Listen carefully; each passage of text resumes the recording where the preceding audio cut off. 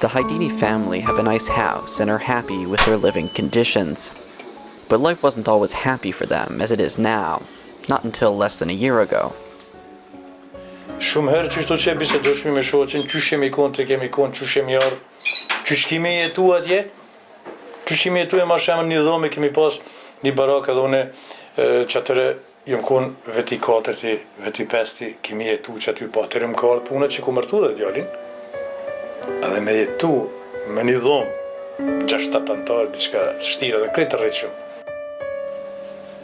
However, sufficient living space was not the only problem for Habib and his family for the past 12 years.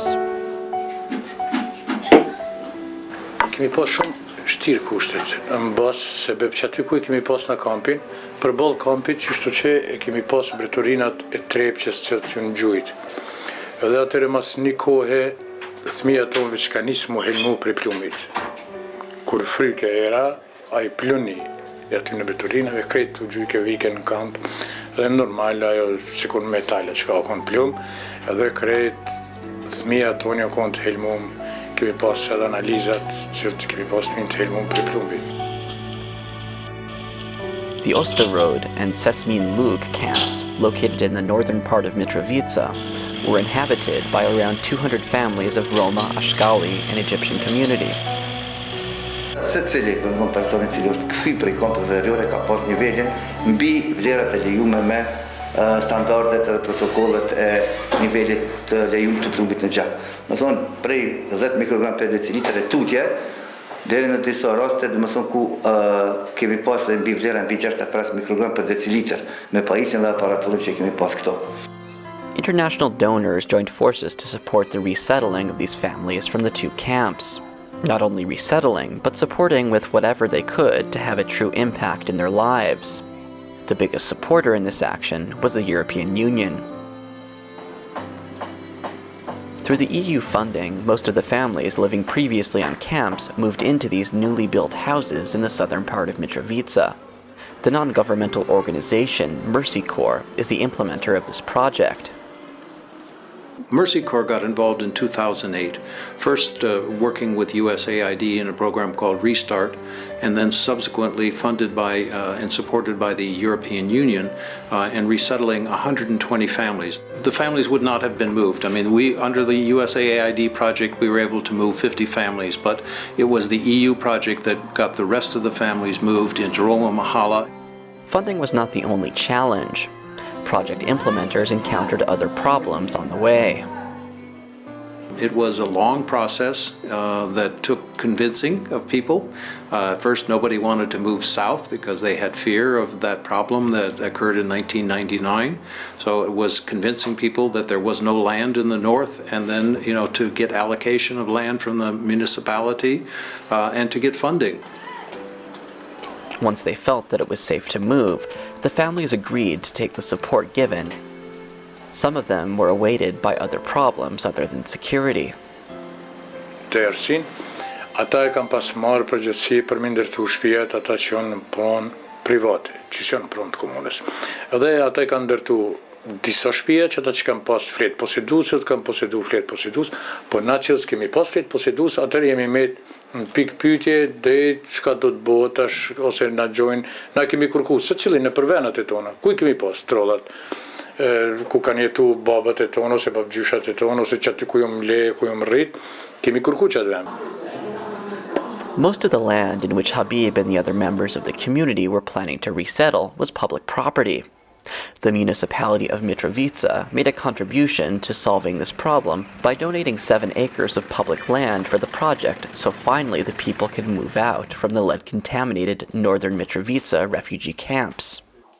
Këto njodhat e zeza të Kosovës ka pas një ditë të vjen edhe fund të tyne, edhe ashtu që bashkarisht me komisioneve privan, Mercy Corps si edhe komuna, një marrëveshje 3 pashe kanë bërë, ashtu që është ndërtu në tokën e komunës, ku është aloku, që si thash më parë, 7 hektar tokë, këto bashkësia e komunitetit raje. Over a decade in lead-contaminated camps has had its toll for the families living in them. Through an EU-funded project, members of the resettled families are able to have regular medical checks, mainly for lead levels in their blood, Më me thonë që pas asaj pjesës fillestare ku vlerat nuk kanë qenë shumë tritura, gradualisht me kohë kemi filluar të identifikojmë rastet të cilat kanë pas nevojë për trajtim me terapi specifike kundër plumbit. Edhe deri sot, faktikisht deri në kohë kur bëjmë këtë intervistë, i kemi pas 17 persona të cilat ju është dorë të nënshtrohen këtij trajtimi. Fatkeqësisht, 3 prej tyre kanë duhet me shku në ritrajtim me 2 apo me 3 cikle me terapi kelatore. Apart from regular checks at the clinic nearby, the children of Roma Mahalla are also regularly visited at home by nurses of Mercy Corps because they were the ones most affected by poisoning. Fëmija më shembull 5 vjeçare, sa duhet me kon i rritshëm, nuk u kon. Kemi pas fëmijëve dhëmt që ju kanë pas prish më herët. The Mahalla children now also attend school. The settlement is equipped with a learning center that supports school children with their homework and prepares them for classes. Kjo qendër është hapë në shkurt 2011, i cili është një projekt të rëndësishëm, i cili zbaton strategjinë në arsim për komunitetet rom ashkalie gjiptas. The learning centers would make up for the fact that most of the parents from Roma, Ashkali, and Egyptian community have difficulties in reading and writing and are not able to help their children with their homework and exercises. These problems affected the attendance and quality of education at the schools. The learning center also provides reading and writing courses to the parents. Kjo qendër umron gjithsej të 150 fëmijë që t'i ofron asistencë në detyra shtëpie. Dikon kem 80 fëmijë të moshës 3 deri në 6 vjeç janë në atë objekte në parashkollor. Some of the members of the community even managed to find jobs for the first time in over a decade, although not for the overall population of the Roma Mahalla. At least for some of them, the project could offer support on this important issue.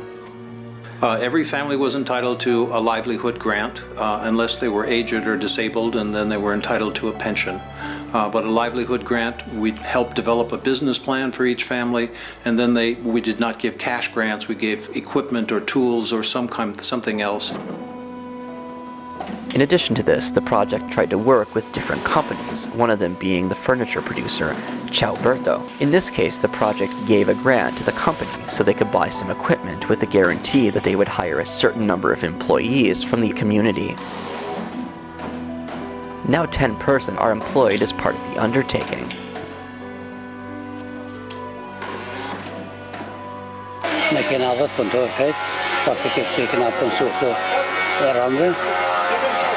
Në vanë me kushtet, vëllës me kushtet mira macinat, tash kena fillu punën mirë për shkan, për puna në rregull. Despite the remaining challenges, such as the small number of jobs and better health, Habib says that for him and his community, moving to the Roma Mahalla was a new dawn for them. Mund ndoshta një javë përpara s'm kam marrë gjumi. Ndoshta një javë përpara. Po edhe mas jam kthy në shtëpi. Ashtu më thonë që nështë që tu që ma shumë kom neja, se më do këtë qysh, jo që di, se normal, në dhe përpare kom pas shpina dhe në kom pas qenë edhe jashtë, kom pas pënu pak jashtë para konfliktit, që atëre para 99-ës kom qenë edhe në Itali, unë e di qëka është jetë. Besa dhe të na dhe populata e unë shumë që e di qëka është jetë e bukur, jetë e mirë. Pra, mas 10 viteve, është di qysh sikurëm një femi kur t'lind për zëtë.